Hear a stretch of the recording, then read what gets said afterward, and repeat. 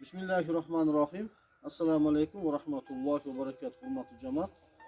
Bugün 20 noyabr 2024 yıl Kırgızstan Kızılakçabur ayыл өкмөтүнүн Кызыл Сеңир айылында турабыз, Бул Өзгөн районунун ушул Куршап деген ушул центральный айылга байланган чекесинде жайгашкан айылдар. Урматтуу жамаат, бүгүнкү күндө сиздер менен берешен кадырлуу бейиштик бир туугандарыбыз менен мына бүгүн Кудай кааласа эртең менен баштап Алмазбектин үйүнү бүтүрүп бердик. Бүгүн Кудай кааласа тапшырабыз.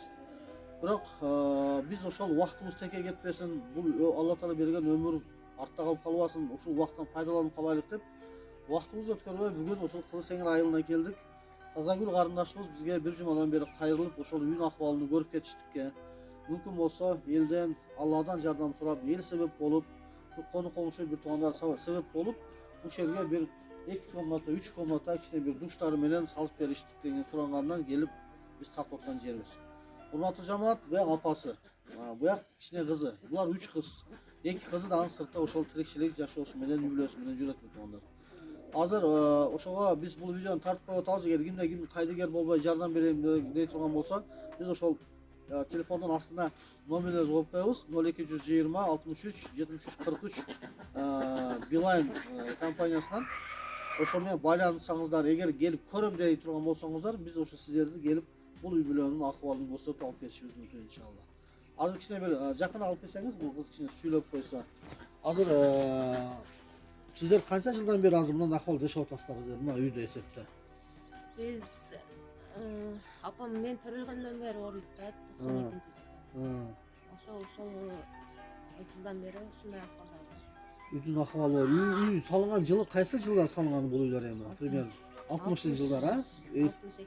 Уже эсепте 60 жыл болуптур да, Азыр сиздерге эми мүмкүн болсо ушул күндөрдө эми аз эми ноябрда эми акырлап калып, мүмкүн эми кар жай турган акыбал эле болуп калды. Эми биз аракет кыла берелик. Эми Алла субханаллаху таала мүмкүн берип калса быйыл, болбой калса эми жыл балким эрте жазда үйдө эле башталып калышы мүмкүн, бир туугандар. Азыр бир туугандар бизден кошумча видеонун астына буяк видеолорду кошуп коебуз. Себеби азыр алынган бул чараларды үйдүн артларын алып койдук. Ошого кошуп анан көрөбүздөр иншалла. Бул үйдү ичин тартсак болобу? Болобу? Басыңыздарчы. Кичине алсак. Басыңыздарчы. Бисмилlah. Басыңыз. Бисмилlah.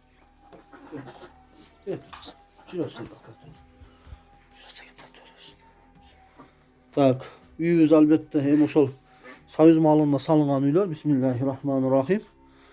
Ошо маалда эми бул үйлөр баардыгын сүрөткө алышты эле кичине.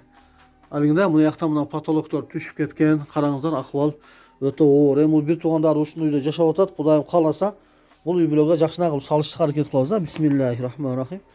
Ассаламу алейкум. Мындай экен, Кудай кааласа. Азыр эми сиздерге бул үйдө баягындай печка деле жок экен, Печка деле жок, ооба. Эми буну уят жери жок. Негизи кыжалат болбоңуздар. Эми айла жок ушу элге көрсөтүш үчүн тартышка мажбурбуз да. Эл көрсө, анан Кудай кааласа, элибизден айленайын өтө кайрымдуу бир туугандарыбыз өтө көп. Кыргызстан эли баардыгы эле касиеттүү, кайрымдуу эл бир туугандар. Кудай кааласа булар баардыгы оңдолуп, Алла Тааланын өкүмү менен тез бүтүп кетиштигине аракет кылабыз иншалла. Азыр мына өздөрү эми албетте кыжалат болуп аткандан байланыштуу, билесиздер, эми элге чыгып сүйлөш деле өтө кыйын бир туугандар.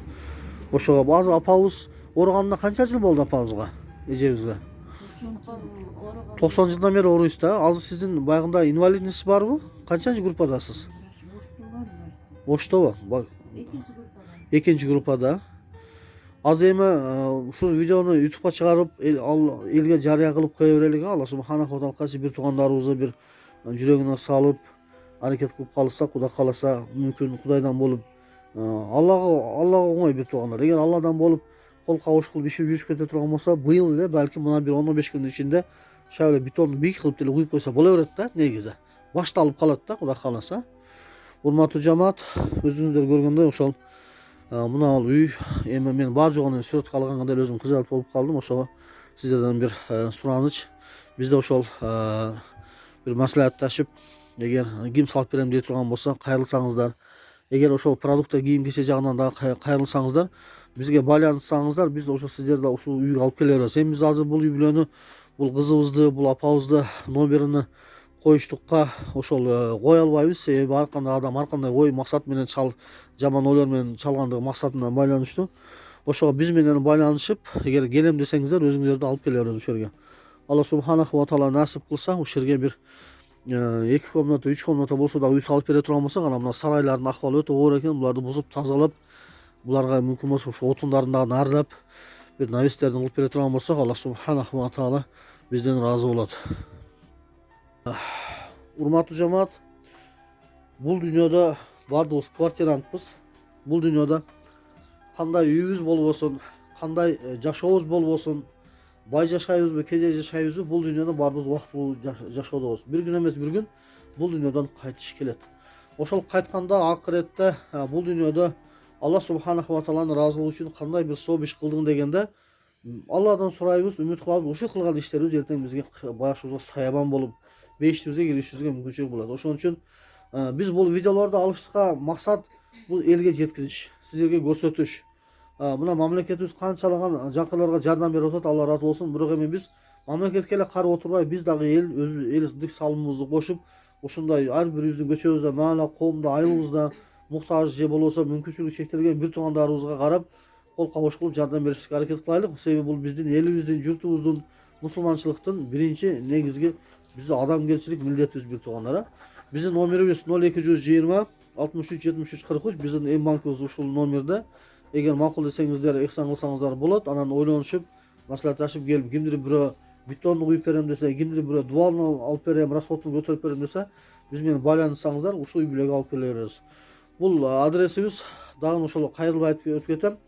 Ош облусу, Өзгөн район, Кызыл Октябрь айыл өкмөтү, Кызыл Сеңир айылы. Кызыл Октябрь айыл өкмөтү бул бизде Куршапта жайгашкан. Мына көчөнүн аты кандай көчө? Зулумбек Осмон көчөсү. Зулумбек Осмон, Зулумбек Осмонов, 21-үй. Алла субханаху ва таала бардыгыбызды жакшылык түстө жолуктурсун. Ва алейкум ассалам ва рахматуллахи ва баракатуху. Урматтуу жамаат, ушул эми ар бир ишти албетте аныктап, тактап иш баштаган жакшы. Азыр бир туугандардан бирөө ушуну сурап коеюн дегеним. Азыр кандашым, азыр бул үй Кудай кааласа түшсө, бул үйгө эч кандай каршылык, анан тууган уруктардан меники эле бул үй, эми алиги тийбесең эч ким талашпайт. Анан эми жаңы үй түшүп аткандан кийин өзүнүн ээлери чыгып, бул үйдө мен жашашым керек эле, мен карашым керек эле дей тургандар болбойт да. Ушу бир туугандар, алыстык туугандарым чыгып калат кээде ушундай акыбалда. Жок, бизде эми мен өзүм апамы карап, өзүм карамаама алып, канча өмүр калса өзүм карамаама алганмын да, карап отурам ушу жерде өзүм карайм. Анан ушу жерде өзүбүз жашайбыз, талашып бизден антем мынтем дей турган эч ким жок. Азыр бул апаны сиз канча жылдан бери чогуу жашап карап атасыз ушул үйдө? Биз эми мен төрөлгөндөн бери ушинтип ушу үйдө чоңойгонмун, ушу үйдө карагам, карап эле келип атабыз да. Анан мен турмушка чыгып, турмушум болбой мынантип ажырашып келгенден бери. Ажырашып келгениңизге канча жыл болду? Чогуу 3 жылдай болуп калды. Ал 3 жылдан бери эч жака чыкпай ушул апабызды карап ушу отурган жериңиз да, ушул да? Ал айыл өкмөттөн көмүр бериптир, Алла ыраазы болсун айыл өкмөттө иштегендерге. Макул болосун, ошо биз сиздердин ыраазылыгыңыздарды сурап коюп ютубка чыгаралы деген максатыбыз. Алла субханаху ва таала иштеген, ушул баштай турган иштерибизге ийгилик берип, коштоп, ак жолтой бир ушу элибизге, журтубузга ушул үйдө бир карылар, элге, журтка пайдасы тие турган адамдар чыга турган үй бүлөлөрдөн кылсын иншалла. Рахмат. урматтуу жамаат, бул үй урматтуу жамаат 62-жылдары курулган үй экен. Ээсинин сөзүнө караганда өтө нукурап калып, азыр алма-алда бетон деле куюлбаганына байланыштуу мынтип мына шипрлар тосуп коюптур. Бирок үй кыйла жерге чөгүп калыптыр. Бул жагында мына ошол ата-энеден калган мындай эски сарай, эски времянка үй болчу экен. Бул үй дагы болбой калыптыр. Бул үйдү дагы бузуш керек, себеби эми жаш бала кирип ойносо бир конун коңшунун малы кирип кетсе басып калып деле бир купалбай айтканда дооматка калып калбаслык үчүн буларды бузуп тегиздеп коюш керек. Мындан эбес дагы болбой калыптыр. Өтө начар акыбалда. Булардын баардыгын жыгытып, жерди тегиздетип, көркөмдөштүрүп, анан булунан чыккан отундарды бул үй бүлөгө даярдап, аралап, байгында кылып берсек, кышка иштетет да эми буюрса. Урматтуу жамаат, ошол сиздерге айткан баягы иш бул үй бүлөдө ошол Тазагүл карындашыбыз апасы менен чогуу жашайт. Үй бүлөдө ар кандай ысык суук болгону байланыштуу ата-энелер ажырашып кетип, жашоосу, турмушу болбой калып, бул эжебиз 3 кызы менен калып, 2 кызы 2 жерде турмушка чыгып, алардын дагы жашоосу ар кандай акыбалда, бирөөсүнүкү болуп, бирөөсүнүкү болбой калып, ал деле сыртта жумуш издеп, тиричилигин кыдырып, нанын терип, рызкын терип жүргөн акыбалда экен бүгүнкү күндө. Ошол үйдө отурган бүгүнкү күндө Тазагүл кызыбыз, Алла ыраазы болсун, апамы таштап кете албайм мени иш жакка, мени ушул 9 ай боюну көтөрүп, курсагын көтөрүп жүрүп, мени карап, тууп, чоңойтуп, багып, биз кантип таштап кетип берден кыяматтын алдында мен кантип жооп берем деп, ич жакка кетпей, өзүнүн жашоосун деле кызыкпай, ушундай апасынын карап отурган чейки мезгил экен бүгүн. Караңыздар, бул үй бүлө кандай гана деңгээлде муктаж болсо дагы, өздөрү муктаж болсо дагы мечитке жер бериптир, машалла. Ушу үйдүн артынан бир 2 метр жерин кошуп бериптир. Эми кудай кааласа буга үй салына турган болсо, ушул там аркасы буяка жамгыр түшпөй турган, мечитке оор келбей турган, мечиттин буларга оор келбей турган кылып салышка туура келет. Урматтуу жамаат, Алла субханаху ва таала бул дүйнөнү убактылуу жараткан, бул дүйнөдө баардыгыбыз убактылуубуз. Ошого аракет кылып, баардыгыбыз бул дүйнөдө квартирантпыз дегендей, эртели кечпей бул үйдөн кайтабыз.